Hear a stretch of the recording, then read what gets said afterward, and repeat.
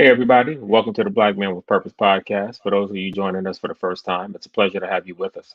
This is a safe space where we share our thoughts on a multitude of topics in hopes of helping Black males, young and not so young, overcome obstacles and challenges that can be hindrances to happiness, productivity, and success. We believe that through our experiences, successes, and failures, we can have some conversations that might help other Black males in their respective journeys through this thing we call life. On today's episode, our topic is going to be on Black Wall Street. However, the focus isn't going to be on the typical focus that you might be used to. Generally speaking, when you hear discussion around Black Wall Street, it's usually about the tragic events that happened. And while obviously that is important, it's not going to be our focus because I think for the most part, everyone's kind of aware of that. Um, so what we want to primarily focus on this episode is some of the people who helped make Black Wall Street what it was, how they did it, and if that formula can be duplicated or replicated in present day. So with that being said, going to turn it over to Brother Rod, who's going to kick us off tonight. All right, thank you, Kev. Good evening, good afternoon. Uh, Black Wall Street. So early in the 20th century, the Black community in Tulsa, the Greenwood District, became a nationally renowned entrepreneurial center, frequently referred to as the Black Wall Street of America. Uh, Lots of opportunity there for folks coming from far and near. Legal segregation was forced to blacks doing business there amongst themselves, and the Greenwood district prospered as dollars circulated within the black community amongst themselves.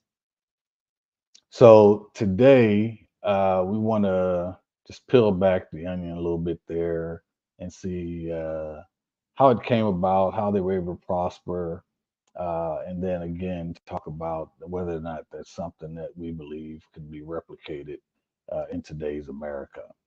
The first person, pivotal figure of the Greenwood District, I want to kick it off and talk about a gentleman by the name of O.W. Gurley. Ottaway W. Gurley, uh, born on Christmas Day, 1867, in Huntsville, Alabama, came to be known as the founder of Greenwood. He actually originally uh, made his way to Oklahoma as part of the boom that was going on there. He settled in a little place not far from Tulsa called Perry, Oklahoma. Uh, he actually, believe it or not, was appointed to a position under then President Grover Cleveland, and would later strike out on his own around 1905. Sold the store that he owned in Perry and moved his wife to the what was then referred to as the oil boom town of Tulsa, Oklahoma. Purchased 40 acres uh, that were identified to only be sold to people of color, and used that as his launching point to create the Greenwood district, where other folks looking for opportunity like himself could build businesses and create their own little enclave with the land that they were subjected to. They basically took it and turned it into something uh, that kind of revolutionized the world uh, for Black folks. So, leading to the establishment of 50 all Black towns and settlements. Uh, and him, along with his considered then informal partner, J.B. Stratford, who also arrived in Tulsa around 1899, uh, they went in together to then help develop what's known as the Greenwood District. So he, like many others, when you look back in history, uh, had a vision, was unafraid, had that entrepreneurial spirit, which, if you look back in history, also shows that so many of our ancestors had. So he took it upon himself, used the resources he had available to him to build this thing. And as more and more folks looking for an opportunity started arriving in Tulsa during this period, uh, helped to kind of set up and establish the Greenwood District and provide opportunities to others. Uh, one of the things that we want to explore as we talk about Black Wall Street and the Greenwood District is is it something that we can actually envision taking place in today's America? So as we go through this and the other brothers come up and talk about other pivotal figures uh, during this time and during the development of Black Wall Street. We also want to look and examine whether or not we believe this is something that could take place in today's America. Uh, Certainly with the means, the ingenuity, the technology, all the things that are available to us today, what would be preventing us from moving forward with something uh, similar to what they did back in Tulsa in the early 1900s? So with that, I will turn it over to Brother Ray to talk about the pivotal figure that he locked in on, and give him an opportunity to just provide some background, and then we'll move on from there. Brother Ray. All right, thanks, Rod. Yeah, the person that I focused in on was AJ Smitherman. Um, just a real quick, I must have got Kevin. Yeah, yeah, that was exactly who I keyed in on. Well, I'm sure I won't cover it all, but It's all yeah, good. yeah. The little bit about AJ Smitherman is he was a press pioneer that distributed the first Democratic African American newspaper in Oklahoma and the East Coast, and organized resistance against lynchings and mob violence, which caused him to be indicted for the Tulsa massacre that happened in 1921. Um, from what I had found, there was like roughly three of his major contributions. The first one was his work to assist Native Americans and freedmen, both which were blacks born on reservations, to retain their possession of their black gold, which was a term for the oil that was discovered in Oklahoma on land allotted to the Native Americans and freedmen by the U.S. government. The Native Americans and freedmen were supposed to be given 160 acres of land for every man, woman, and child, but in many cases, that land struck oil. He described this in detail in his newspaper, the Tulsa Star, and in his autobiographical, good God, I can't talk again today, installments. And an immense amount of wealth was generated by the oil discovered on those lands. So that was one of his first major contributions. Um, he actually was an attorney that graduated from LaSalle University and Northwestern University, and he basically fought, for the blacks and the Native Americans to be able to maintain the guardianship of their land and their children, and ultimately their wealth. His victory made history and created a legal precedent that brought national attention to the corrupt guardianship system in Oklahoma and the amount of wealth that Native American and freedmen retained as a result of his and his associates' work is not quantifiable, but it's really estimated to be in the millions. Um, the second great contribution uh, was his influence on shaping not only what blacks were thinking in Black Wall Street, but nationwide.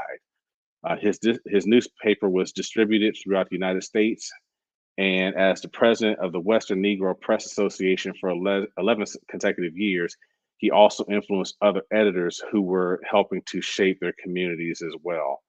Um, there is a whole lot here. I mean, I have pages and pages of notes I just really don't want to get into because I know we're really going to dig in, especially with all of us being here today. And I don't want to take everything from Kevin, knowing that that's one of the people he wanted to talk about as well. So, with that, I'll relinquish the floor to you, Kev, and that way you can pick up. I know there's a lot of nuggets that you have that I don't. Yeah, the reason I keyed in on AJ Smithman was because as I was reading about all of the pivotal figures, he stood out the most because he was literally, I mean, he was that dude, right? Like, um, he was the one when you think about all of the pivotal figures back then, he was that one who was all about, I'm not going to let anything happen to my people. I'm going to do everything within my power to prevent anything happening to my people.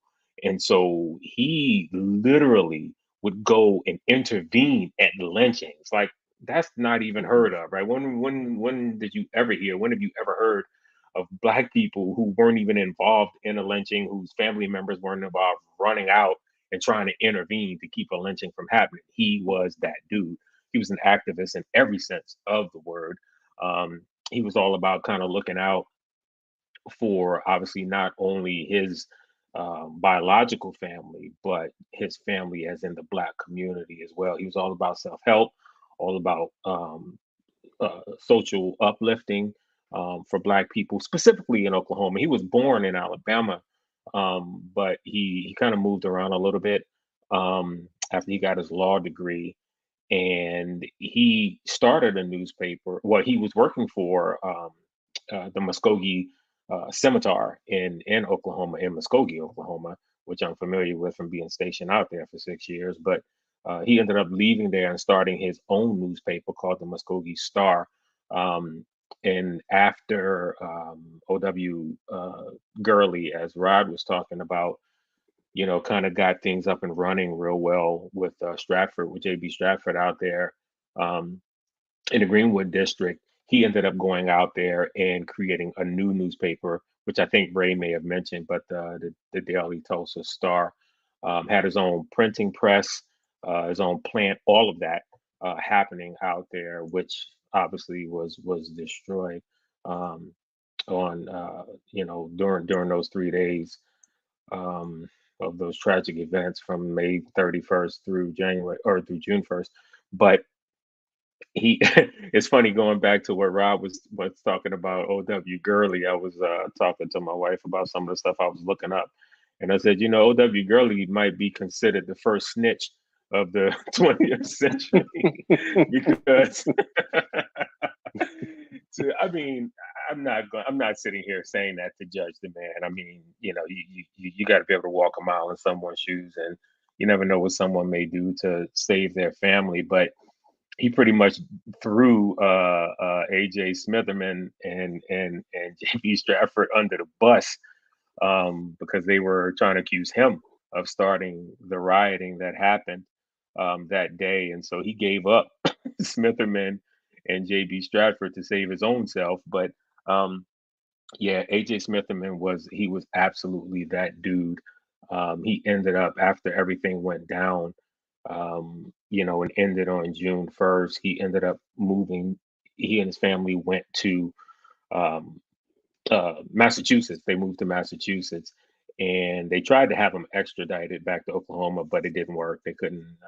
Oklahoma or Massachusetts didn't believe in extradition, so he ended up, though, going from there to Buffalo, starting his own printing press there when it was all said and done. And Buffalo is where he and his family stayed until he died in 1961. But again, the reason that I locked in on him because I've made no secret about the fact that Malcolm X is absolutely my hero.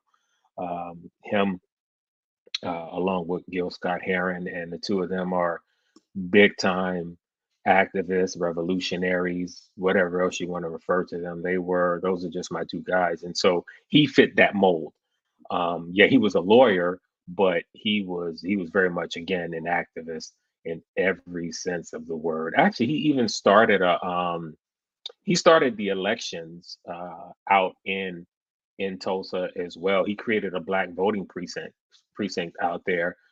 He ended up appointing inspectors for elections, did all of that. He cooperated with the governors and the mayors to prevent lynchings, to prevent riots. Ended up actually working with what's the governor's name? R.L. Williams, I believe, was his name out there, having a lot of white perpetrators um, arrested for lynchings, and that included the mayor. Actually, the governor ended up having the mayor of Dewey, Oklahoma, arrested thanks to A.J. Smith and his cooperation with the governor and the powers that be to try to get some of these folks arrested who were lynching out there during that time frame. So yeah, AJ Smith, man, he was. I even put it in my notes. That dude, he was that dude. So that was the reason that I locked in on him. And the other thing I liked about him is that he was basically accused of rivaling up the blacks. So that Yeah, was like yeah, you said, him being that yeah, dude. He riled up the black community. So yeah, yeah. He was a troublemaker for sure, and in a good way, obviously. absolutely. And that's it for me for now. All right, good. So he could have been then considered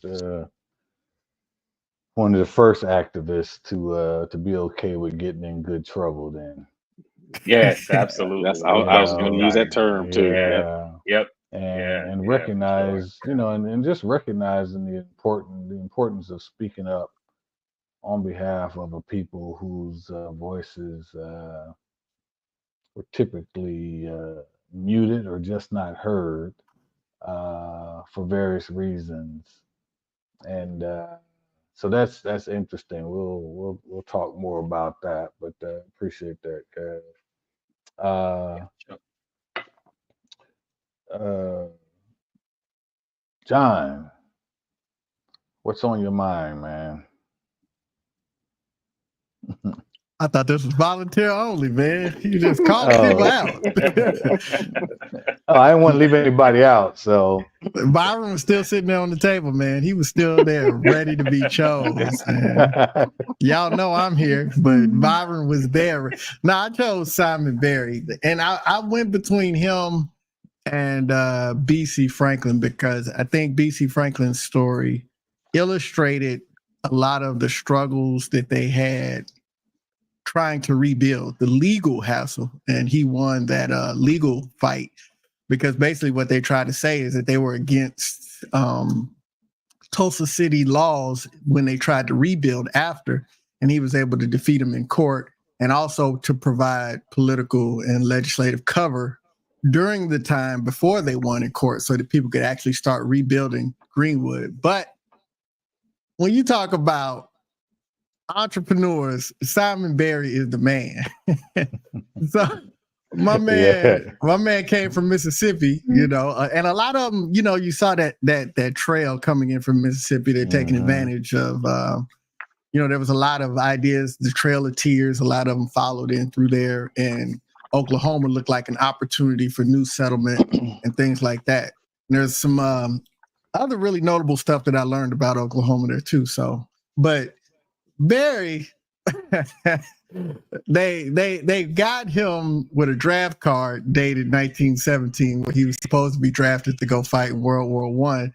But there was a lot of mystery of whether he went or not because he's got several addresses that are littered through the time. But my man started the early 20th century Uber. So he had jitney drivers, He Right. saw it as an opportunity. So, he got his Model T Ford and, you send a message and go down the street and the jitney driver would come through and pick you up, man. It's before cell phones and everything. So he got to You make said he such had a good. lot of addresses, John? Did you say? Yeah. You said he had a lot of addresses littered around? Mm-hmm. Okay. All right. Yeah, moved So several he times. might be seen as the first. He might be seen as the first brother to put his electric bill in his mama's name. No, actually, as I complete telling this story, you'll see why he moved around. My man was a money maker. That's what he did, is he made money. I'll So he tell you. started with the jitney drivers, and then he's making so much money off of that, he opened up an auto mechanic garage. And so they taking care of the jitney drivers' cars and other people's cars, black people in the neighborhood cars. He was making so much money from that. He was like, I want to do more. So then he started a bus company. So now he got the jitney cars, he's got the garage, he's got the bus company. He was actually running a whole bus line, man. They said, man, in his heyday, my man was making $500 a day, which translates to almost $7,000 a day in current money. So he ain't stopped here, man. So my man got the jitney drivers. My man's got the auto garage. He's got the bus line. His real passion was flying planes. Flying planes, yep. So my man went, got a plane, and started a private charter plane company for black folks and white folks. So he got all these addresses because my man just keep on stacking his dollars. So now he got all of this going on. And you would think private charter, because that was one of the things that they talked about, was that, you had all of these, you had a couple of hospitals, you had an airport in the Greenwood district. Like, it was really advanced, but he didn't stop there. My man went and bought 13 acres and opened up a park and a swimming pool. So like, man, when you talk about doing it, Simon Barry was doing it. And so that's why I imagine he had a whole bunch of addresses, because, man, he had that long money. So, he get tired of a house, he just go buy another one. Serial entrepreneur. Yeah, man. And serial. And I know when I was reading about him starting the jitney business, I remember growing up in the Northeast, and Kev might know about this, but my grandmother used to take a hack whenever she needed a ride to the grocery store and knew she was gonna have too much for the little cart with the wheel on it. Right. She'd get a hack driver. They'd be sitting outside the projects, Right. say, yeah. And I thought about that, and then even my aunts and them referred to them as jitneys. So it was amazing. I mean, and that was, and that was even back. That was in the 1970s. So they still hadn't lost the term jitney at that time, because I And they remember still back. haven't, Rod. Actually, I was living in South Jersey those last 4 years of my military career before I retired. And Atlantic City specifically is They big on jitneys. They still, till to this day. So it's still going. Yeah, and I could see that too. Yeah, in fact, my dad was born in Atlantic City, so I remember they dad him down there as well. But yeah, it's just crazy, and the thing that jumps out is that entrepreneurial spirit. So necessity is the mother of invention, and like, hey, if we need something, let's figure out a way to do it, to support one another. And we'll talk more about that as we go on. But Brother Byron, I don't want to leave you out, so the floor is yours. Thanks, John. And Yeah, Mr. real quick, D, I'm sorry, just real quick. I wanted to ask John, did you happen to see how he died? I mean, did he die during the massacre? No, he didn't die after Simon Berry? No, he didn't die after the massacre. He just disappeared died at mysteriously. Yeah. I noticed he died at like 50 Mhm. years old. He had his death. Mhm. He was like 50 or 51. So I was just wondering if you, I didn't know, but okay. Yeah. Yeah, my bad. Oh, that's okay. No, that was one of my people I was gonna talk about too, because when you making that money, man, you talking my language. But yeah, he didn't die till 1941. He didn't die till 41. But another dude I was, I had a backup when I started doing this research on this whole Tulsa thing. It was so many people that was inspirational to the black community. But I started looking at how the whole riot even got started. And I looked at a brother, man, his name was OB Man. OB Man was his name. And the thing was, they just him and other black men at that day, like everybody else, they could carry a weapon, right? And so a white man came up to him, was like, "Hey, I'm trying to disarm you," and he was like, "No, I'm holding on to my stuff because y'all trying to start stuff." And the white man tried to grab the gun from him, and it went off accidentally. So you're talking earlier about how we had our community enforcers. This is one of the community enforcers. He was like, "Hey," Mr. Man was like, "No, you're not taking my gun," and the gun went off accidentally. And that's how the first round of shooting got started.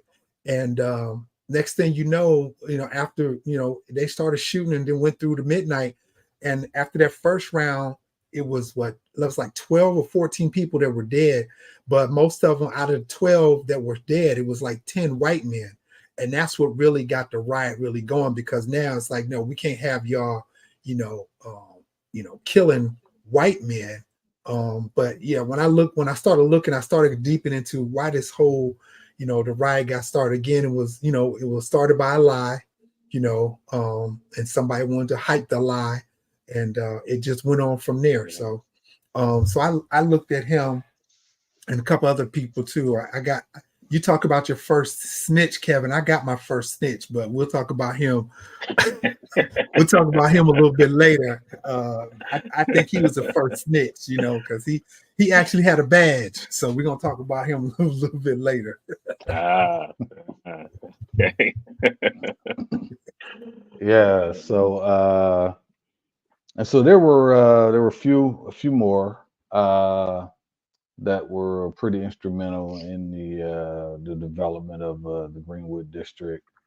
And so one that jumps out to me as I was reading through all of them and their backgrounds and all was Ellis Walker Woods.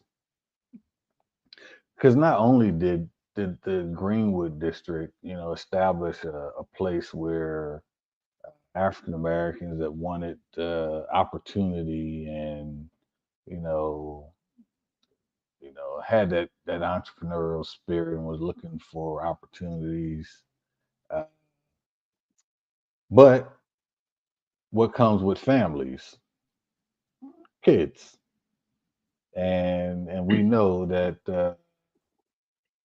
historically, kids had to be educated, and we've talked before about just how instrumental black educators have been in this country, in our community in particular, and the value that they offered that is debatable about whether some of that value was lost once desegregation came about. So, but Ellis Walker Woods in 1913 was basically the first principal of Booker T. Washington High School. Uh, Served in that role for 35 years. Of course, he was college educated. He was from Memphis, made his way to Oklahoma. Uh, After seeing a flyer advertising the need for black teachers in Oklahoma. So as far as Memphis, Tennessee, he got the word that there was opportunity for black teachers there, and made his way to Tulsa in the Greenwood district to become part of the fiber of that community. And it's ironic how uh, no matter what, once we had the opportunity to get educated, we embrace that, knowing the benefits of it. And I think anyone who, and it even happens, and the sad part is that it's even going on in the world today where people cannot be freely educated. Of all the rights that any human being should have, the ability to learn without fear should be one of them. But anyway, he was a key figure in that community for that reason. And of course, when I look at it, it comes with the level of sacrifice as well. He probably could have gone somewhere and had a cushy job as a teacher or principal, but to be part of a community that was doing something that wasn't being done anywhere else in the country, kind of speaks to even some of the aspirational goals that a lot of these folks had in helping to develop the Greenwood District. So we have a few more. Did anyone want to jump in and give another figure that they had studied about? Yeah, and I'll keep this one brief, but yeah, shout out to Mabel B. Little. Um, she moved to Tulsa. Her grandparents were slaves. She moved to Tulsa with $1.25 in her pocket. She ended up marrying out there in Tulsa and opened up a salon, successful beauty salon. She actually even got a certification from Madam C.J. Walker's beauty school. Mm, Her and her husband, when she got married, they opened up a restaurant as well. Got pretty wealthy. And even after those tragic events occurred, she stayed in the beauty industry. Opened up some more salons later on. She adopted like 20 kids. They called her the matriarch. She rebuilt the church that was burned down, um, or at least it was her money that helped to rebuild a church that was burned down during the massacre. She did many other things as well, but she lived to be 105 years old. In fact, she died just in 2001, so just like 20 years ago or so. She passed at 105 years old. So yeah, I just wanted to throw her name out there. I feel like we talked about all of the dudes, but there was some women out there doing their thing as well, and she was certainly one of hmm them. So Yeah, no doubt. Well, I'll Yeah. hop in real quick. The other ones I looked at, and I'm gonna take my time and read from these pages. But John and Lula Williams, um, both of them extremely successful. He had a talent for machines. Says in 1909, he secured a position operating a steam-powered chilling equipment at the Thompson Ice Cream Company, which was located in West Archer. His skill was in such a demand that the job paid so well that by 1911 he purchased the family's first Greenwood car. I'm sorry, his family purchased Greenwood's first car, and it basically, in today's money, it cost $1,600, which would be about $53,000 today. But Mm, he purchased he and his wife purchased the first car. Um, he did so well at the ice cream store that he basically quit and was able like to open his own machinery business. Uh, Talking about teachers, his wife Lula was a teacher in Fisher, Oklahoma, which was located just west of Sand Springs. But she opened a confectionery on the first floor of a three-story building that they built on Greenwood Avenue from the profits of the auto mechanic shop that John had opened. They lived on the second floor and rented the third floor spaces to attorneys. And her confectionery was sold so much good candy and ice cream. It also featured a fully stocked soda machine or soda fountain, and her shop became one of the most popular hangouts in the area. So that was something else that they had did there, and that they were really prominent there in the city. So I just wanted to bring them up real quick as well. Okay. So of the original 9 that we had identified, I think the only one we hadn't talked about was JB Stratford. Did anyone have anything on him? Did we talk about AJ Smitherman? We talked about him. Yeah. Yeah, we talked about him a Did you few fall asleep times. while me and Yeah, we and Ray had were two talking people about? talking about yeah, we had two Yeah, people talking about him. But yeah, I could talk about John the Baptist Stratford. yeah. So he came in from Kentucky. He was born in Versailles and came in from Kentucky. He went to Oberlin College, as a matter of fact. So he came in. He was a very shrewd businessman, and he opened the Stratford Hotel in Tulsa, Oklahoma. It was a 54-room luxury hotel, and obviously it got destroyed during the race riot, race war, the strategic destruction of our stuff. But he also was a civil rights activist for the local community right there in Greenwood. He filed a lawsuit. He's known for filing a lawsuit against St. Louis and San Francisco railway companies for failing to provide proper accommodations for the black travelers, and he publicly opposed lynching and the Jim Crow laws. So you know how that goes. And so after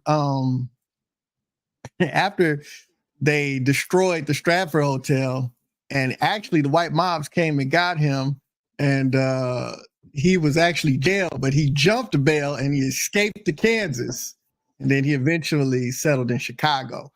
And so he even rebuilt helped build another luxury project. It ran out of money, but so he, his entrepreneurial and activist spirit continued. So before he died, he still owned a candy store, barbershop, and a pool hall in Chicago, but he was never able to duplicate the success that they had in Tulsa. So, but he was a prominent figure, entrepreneurially and with civil rights in the Tulsa landscape. His descendants too. I didn't read a ton about him, but I mean I know I guess next to Gurley, he was seen as kind of the second founder, for lack of a better term. Um, but I saw that a couple of years, like 2, 3 years ago, his descendants were upset with Tulsa. I don't know what came of it. In fact, I'm going to have to look into that. But in Tulsa, they broke ground on a hotel a few years. I think it was 2 years ago. I want to say 2021, and they were going to call it like the Stratford 21 or something like that. And his family didn't want them. They did it. They called themselves honoring him by naming it that, considering he was a hotelier, and at that time his hotel that John was just talking about was the largest black-owned hotel in the country. Um, but his descendants were like, nah, no, no, no, you destroyed our stuff, and now you want to monetize his name. Nah, we don't want that. So I don't know if whatever came of that. I don't know if they actually did name it after him, or if his great grandchildren were able to get them to change the name. But yeah, just I saw that in some of my research, so I just wanted to bring that up. But Yeah, no, that's a good point. And of course, he was him and O.W. Gurley, early on partnered on a lot of the development there in Greenwood. Uh, so we kind of seeing basically almost any type of business you can think of, someone was doing it in Greenwood and kept that dollar circulating in that community. And of course, those are just the ones that, that they talk about in history that Right. were prominent in establishing a lot of businesses and a lot of the development there.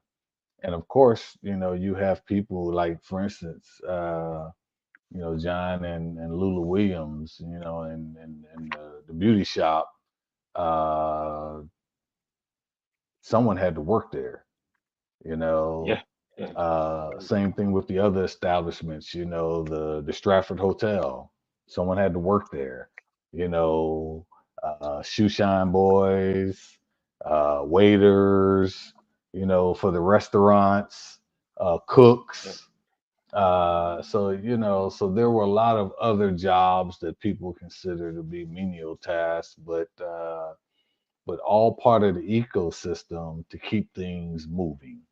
And of course, those folks made money and they spent their money in that community, getting their hair cut, getting their, hair done, eating, shopping, you Yeah. know, uh, riding in the jitney.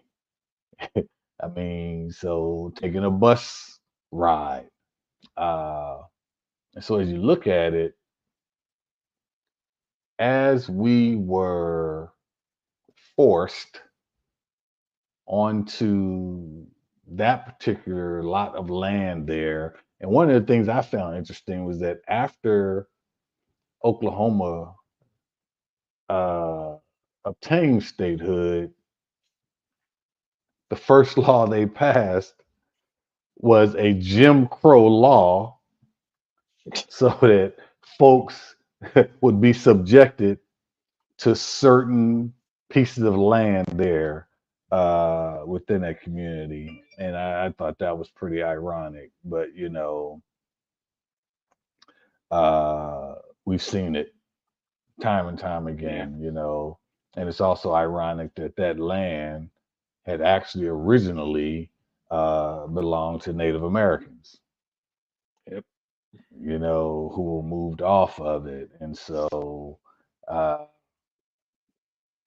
so we'll get more into the conversation. But one of the things that that I also uh, find ironic is that even going through all of that greatness in developing that community, which could be a lesson for people of any race and ethnicity to learn from.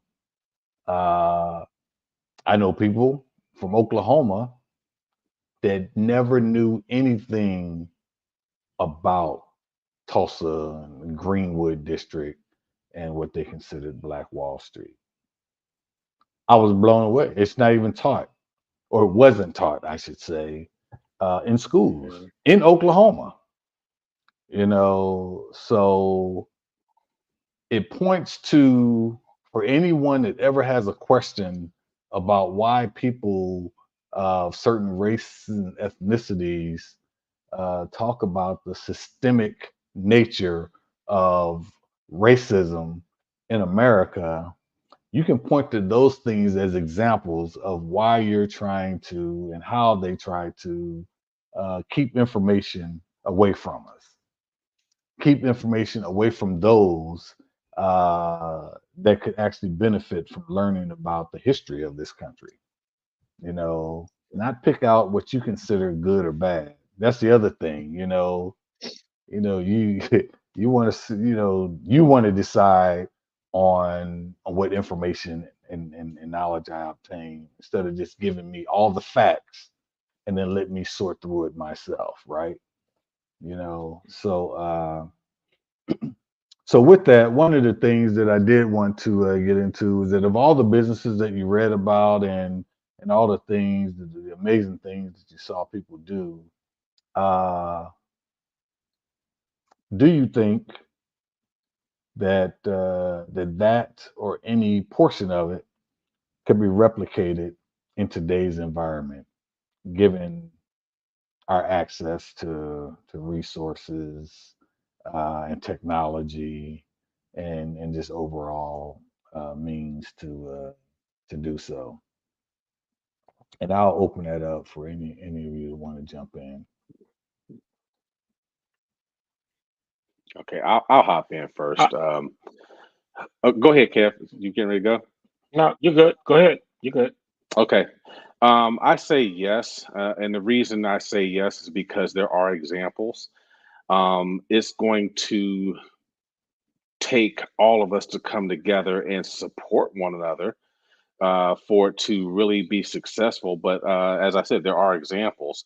When we were supposed to get together and talk about this before, I felt challenged because Kevin had said something about see if we could find someone that was black and wealthy now that were trying to pay it forward, that were trying to establish a Black Wall Street or what have you. And I stumbled across Tony and Liz Romanek from Hattiesburg, Mississippi, and they actually are doing that. They have a shopping plaza that is called the Linked Up Empowerment Center, but it's also called It's the Greenwood Plaza, and they're trying to establish Greenwood 2.0. That is their mission. Um, Basically, they have made retail and business space more affordable for entrepreneurs. And that's not all they do. They actually give classes, and I want to make sure I get it all correct here. They actually hold small business ownership workshops. They have money management workshops.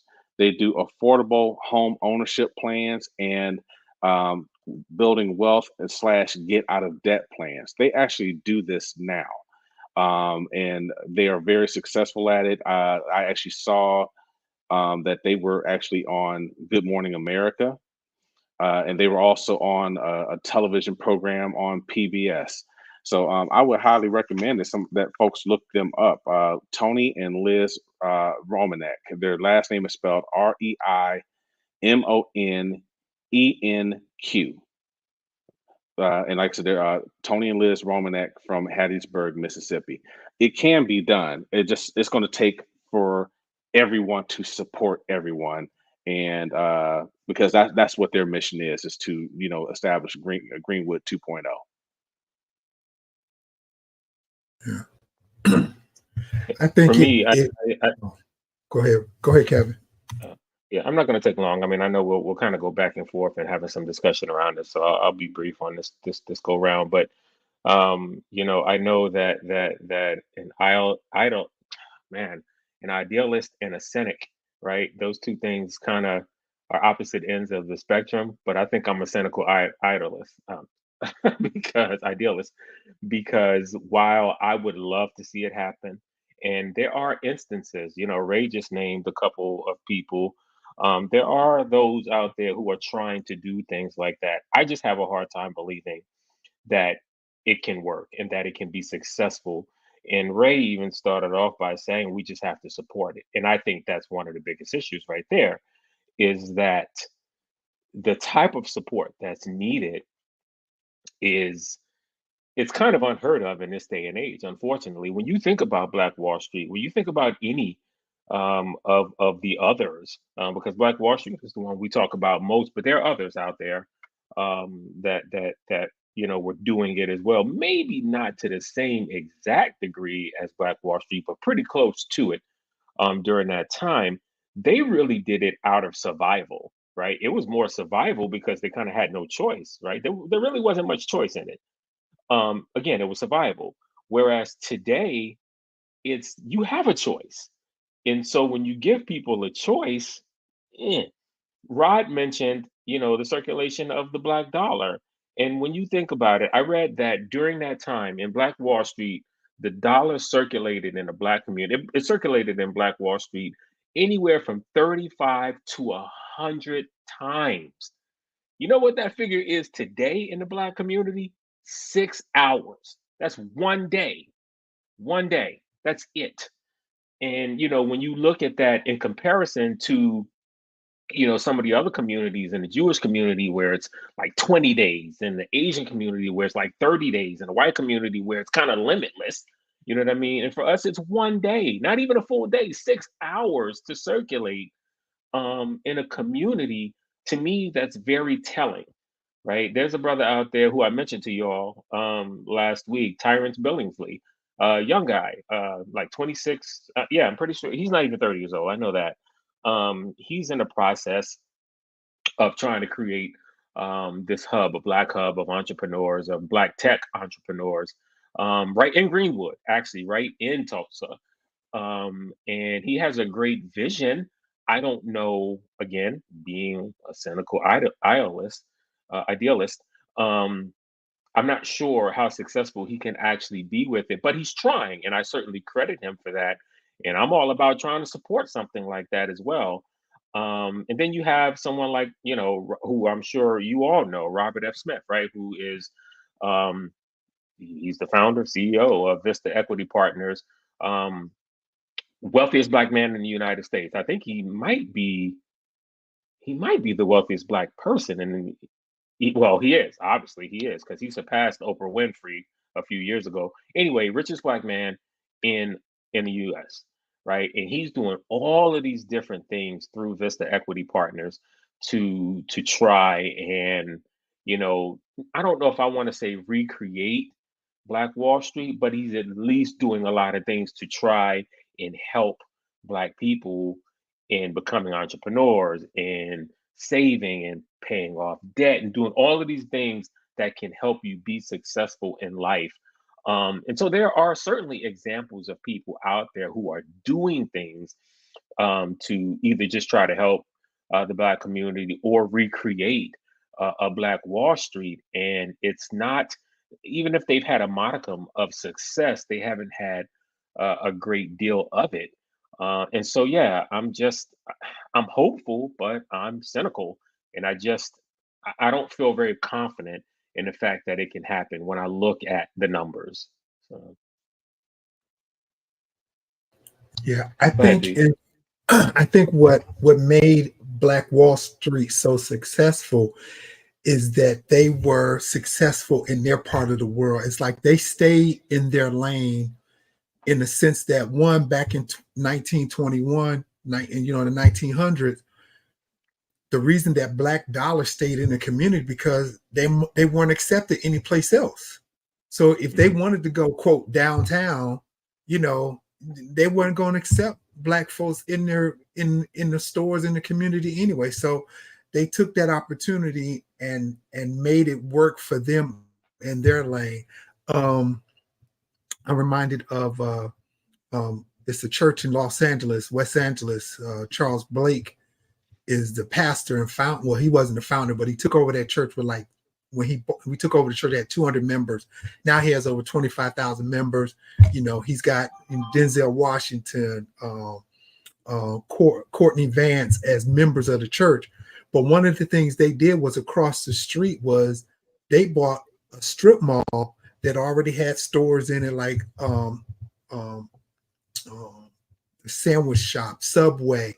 They had a gas station over there. And what they did when people came to the church, and if they didn't have a job, the church employed them across the street. Now, some of the jobs were minimum wage, but it was like, hey, this is just something to get you off, on your feet until better comes along. And like what Ray mentioned earlier, they do job training in West Angeles, and now they have over 25,000 members, and helping people in the community. So I think going back to my point about in Oklahoma, at that time there was no other opportunities for them to go out and actually be a part of Main Street society, if you will. So that's why they had to have their own barbershops. We had to have our own churches. We had to have our own radio stations. We had to have our own newspapers because they weren't accepted anyplace else. Can it be replicated today? I think in communities it can be, but as to what level, I mean, I live in Prince George's County now, and y'all that spent some time here. Supposedly is one of the most wealthiest, predominantly Black-owned counties in the country, but yet we still don't have any high-end department stores. No high-end car dealers. No And the high-end schools suck. racetracks. Yeah. So there's no, the choices are limited, but so I don't. To me, I don't know how you. I don't want to say how do you fix that, but when you try, you got a group of people that do try. The most successful thing I think they have in Prince George's County is the National Harbor. They're trying. They got high-end houses over there now. They got some high-end restaurants, but it's still, it's still when you compare it to, God, Beverly Hills, when you can compare it to Rodeo Drive, it's nothing like that. So I think for us as a people, if we're successful in our corner and then we can multiply that corner, I think that's the way we're going to start it. But I think if we just look at trying to eat the whole elephant at one time instead of just taking it a bite at a time, I don't think we're ever going to get there. But I think if we do it in pieces and praise those communities that are doing it, let other people know that it's out there. I think that's the way we can become successful in reduplicating that effort in Oklahoma. And to provide context on why I said the schools suck when you said that, B, is because you talked about it being, and we all know that, right? That Prince, they even did a book on Prince George. Someone wrote a book years ago on Prince George's county in Maryland, because for a while there, it may still be, I'm not sure, the wealthiest, um, basically primarily black county in America, Predominant. not just in Maryland, but in America.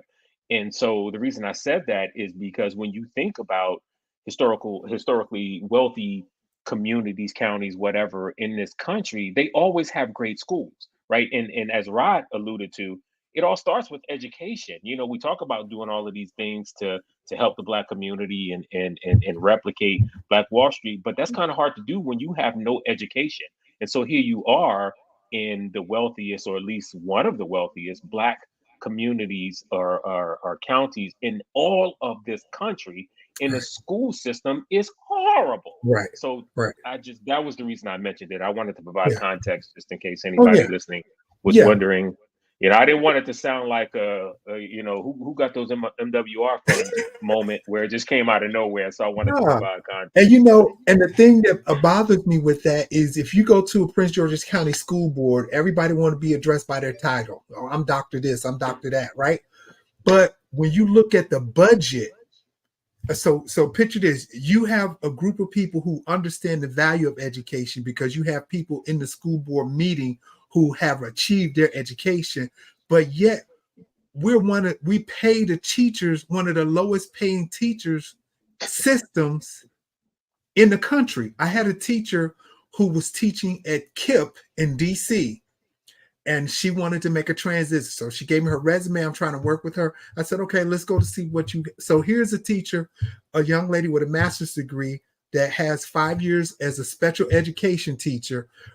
KIP was paying her almost $95,000 a year. That same position in Prince George's County, they weren't even paying her 70 grand.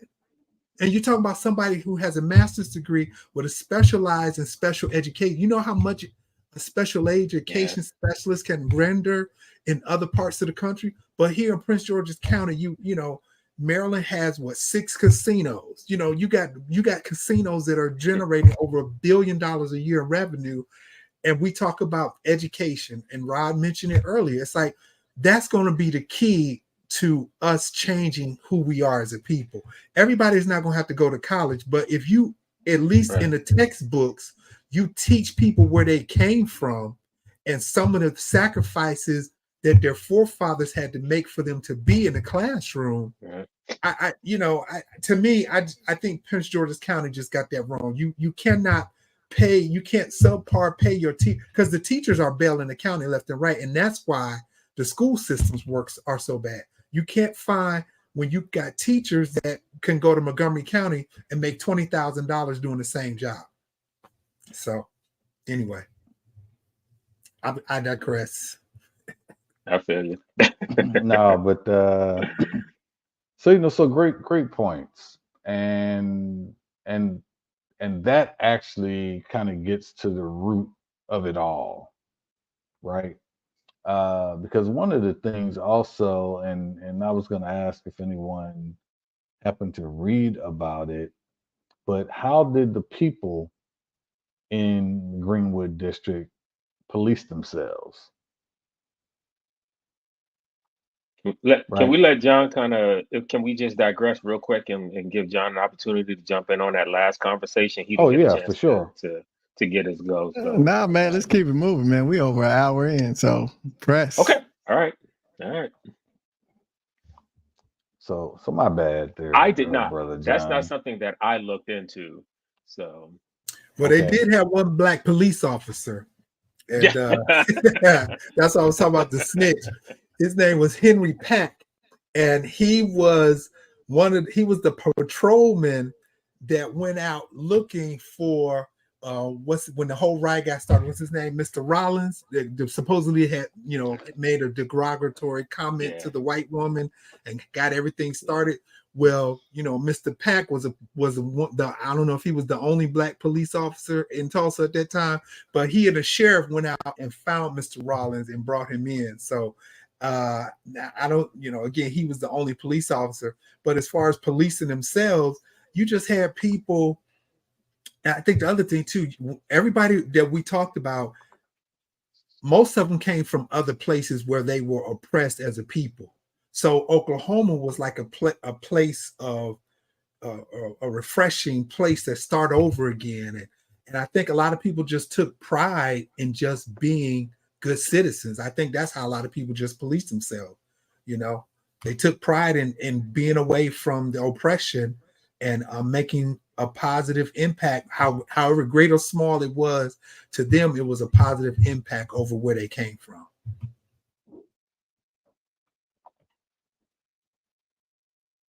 Okay.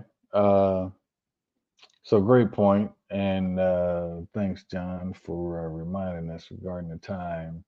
uh, Because I will tell you, there's at least 2 more hours worth of things yeah. to talk Really, about regarding this.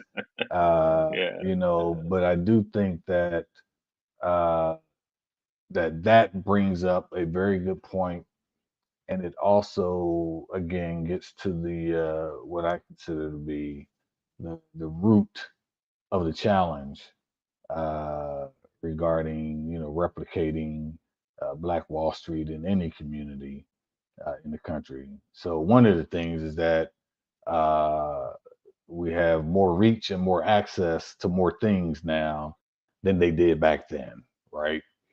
So you have more options, and we believe nothing better in the world to have than options. So and people exercise those things, and they also value different things, probably more so now than back then because of those options, right? So I think there are a lot of goodness that can come from the example that they set. But then there are a lot of differences that exist in today's culture and environment that probably points toward not being able to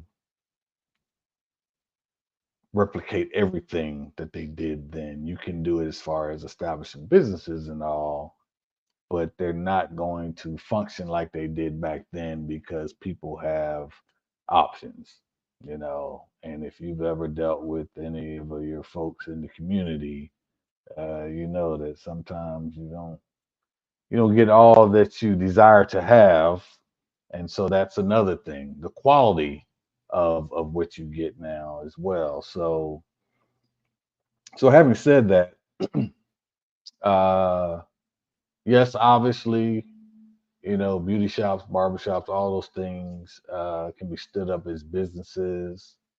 But I think the greater question, and we can table it, but is identifying what we consider our community to be in today's environment.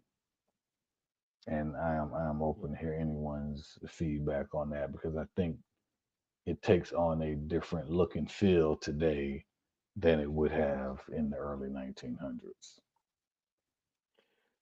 I don't know if this will answer that question specifically, but I do. I thought of something that you said, when you start talking about the options, right? And how everyone loves to have options. And I'm sure to a great degree that includes each of us as well, right? There we like to have options on things. But I think as a community, I think Black people, even if you're not going to specifically go out of your way to try and find a Black business or to spend your money on, which I do think you should. But even if you're not going to do that, at a minimum, you should at least know,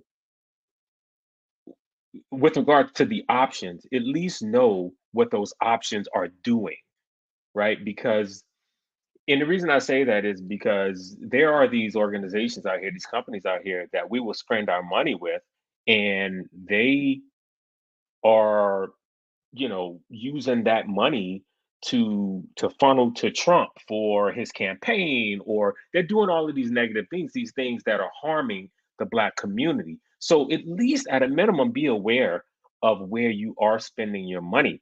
I think about I don't know, and this would be I think Ted. This is a good thing to throw out for people too who may be listening. That a TED talk by Maggie Anderson. I really think it would help you, right? It might shed some insight into some things if you watched her TED talk. Again, her name is Maggie Anderson. And in her TED talk, she kind of talks about, she shares this story about an empowerment experiment in which her and her family, they attempted to purchase only Black made products from Black owned businesses for 1 year. And she talked about how challenging that was. And she talked about how, with this vast kind of economic divide that we have, L'Oreal, right? They own one of the largest Black beauty brands in the world, Soft Sheen, right? We know Soft Sheen. Black people buying Soft Sheen. It's pretty much only Black people who buy Soft Sheen for the most part, but it's owned by L'Oreal, which is a white owned company owning one of the largest Black beauty brands in the world. But then you also look at, so they're profiting right off of so exclusively off of Black buyers. And then when you look at Hennessy, and this is something I just found out not too long ago, right? You know how much black folks love Hennessy. I was one, right? When I was drinking, can't really do that anymore. But 80% of Hennessy's revenue comes from Black consumers. However, Hennessy, not only are they white owned, they have no Black distributors, no Black suppliers, and they don't advertise on Black owned media, right? And so that's what I mean when I say, at a minimum, at least be aware of where your money is going. If you're not going to do it specifically in the Black community, because I understand how challenging that is, do your homework, do your research, make sure you are giving your money to folks who are at least not causing harm to the Black community, and preferably doing something to help the Black community. Boom.